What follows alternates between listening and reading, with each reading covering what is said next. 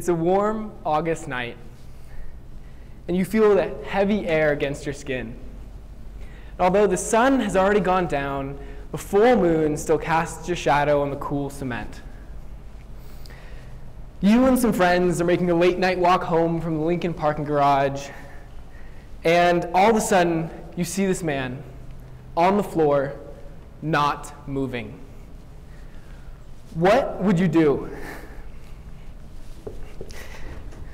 Now, that situation isn't a hypothetical, and you don't need to imagine it. I know because I was there, and I can tell you that no one did anything. Hello, everyone. My name is Osbrink, and I'm here today to talk to you about active bystander education on our campus. Now, if we could all give a round of applause for Justin here, a little helper. Thanks, man. So I'm going to tell you two stories that led me to a tipping point where I realized that active bystander education is needed here on our campus. The first story takes me back to before I started my time at Boise State. I was paddleboarding in my hometown of Huntington Beach, California. And when I turned the corner of the channel that I knew so well, I could tell that something in the air was different.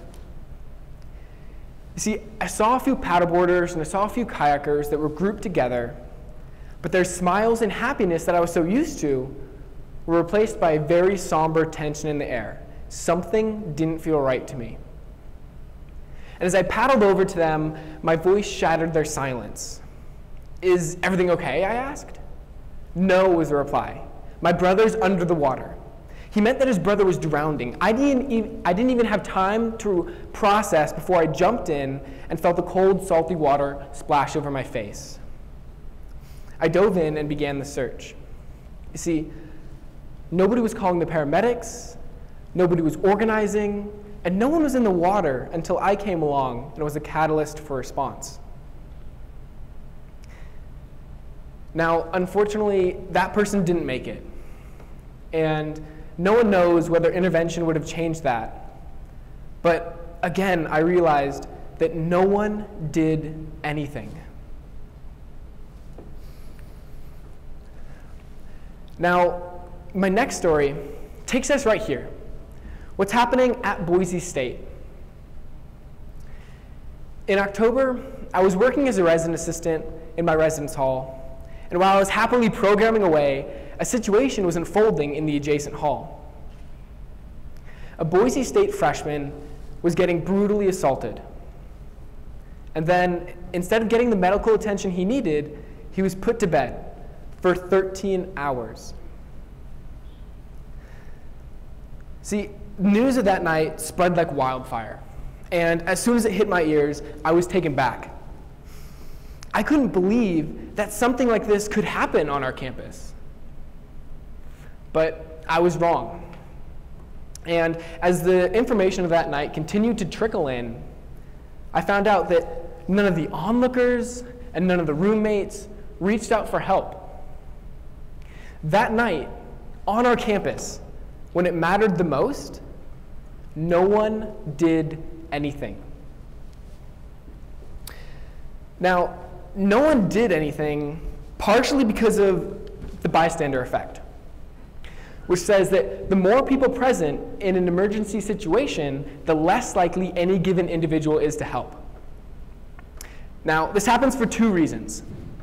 First of them being, the more people present in an emergency situation, more diffusion of responsibility. See, we might assume that others are going to intervene, that others are more experienced, while those same others are thinking the exact same thing. Now, the second thing that goes into the bystander effect is called symbolic interactionism. It's the idea that we make sense of our daily situations through our interactions with others. So if in a situation of need, we see that nobody else is acting, we become less likely to take that initiative on ourselves. Now, these two things are important.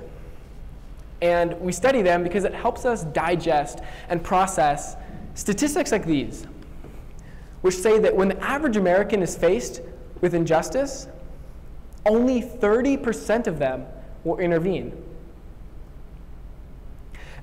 So if you have a heart attack on the street, that's 7 out of 10 people that will simply step right over you to continue on their way. 70% of people will do nothing. Now, that's a national statistic, and I wanted to see how applicable it was to Boise State. So I took some initiative, I made a Google survey, and I sent it out all across campus. And the amount of responses that we got back were amazing. I learned a couple really interesting things that I want to share with you. First of them being that 83% of our students, 83% of our students said that they would be willing to intervene in situations where they see injustice. That's awesome. That tells me that we have students bringing their natural good hearts and their good intentions to our campus. However, the next thing that I learned was that intentions aren't enough. We learned that 68% of our students haven't intervened in a situation where they see injustice. So on one hand, we have good students with great intentions, and on the other hand, we have a real lack of intervention. And I think that I have the answer to what's preventing our students from taking that next step. You see, on the survey that I sent out, I included a simple yes or no question. I have attended a Boise State active bystander workshop, and the response that I got back was frightening. I learned that 94% of our students haven't received this training. That's 9 out of every 10 students that might recognize injustice, but might not have the tools to act. And that's scary when you think that 1 in 4 women that go to college are sexually assaulted. That's scary when you think that we're living in a state that has been ranked one of the highest for racial-based violence. And that's scary when you think that Idaho has been ranked the 48th state with the most equality. See, being on our college campus means that you're going to see injustice taking place.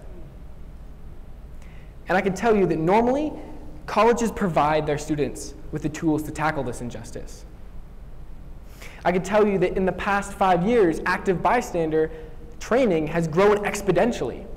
I can tell you that every single Ivy League school has curriculum, active bystander curriculum built in. And I can tell you that you don't have to look very far to see a great example of the work that's being done locally. This is the U of I mascot, telling their students they should become active bystanders. See, the precedent to raise active bystander awareness is there. To bring this education to our campus, we don't need to reinvent the wheel. We just need to do what everyone else is doing. So, seeing this opportunity, I wasn't going to wait and let this education grow on its own. I wanted to do something now. So I started the Human Up campaign. This is going to be a student-led organization focused on using passive and active programming techniques to bring this curriculum to our students. Currently, the Human Up campaign already has a core team of student volunteers. We already have we're already in the process of forming a student organization. We already have the curriculum that we need. We have support from our resident directors. And next year, active bystander curriculum will be built into RA training. Now, that's great, that's awesome, but there's still a lot of work that needs to be done. And in order to get there, I still need more passionate student volunteers that are willing to lead these workshops. I need flyers and posters, so I need graphical design experience. In order to become a student organization, I need a faculty mentor. And lastly, I need passion and ideas. So if you embody any of that, please come see me after the symposium. And lastly, I need you to leave here tonight knowing that campus change starts with you. So if you see something that doesn't sit right with you, don't be afraid to intervene, because it can mean the world to someone. Thank you, and good night.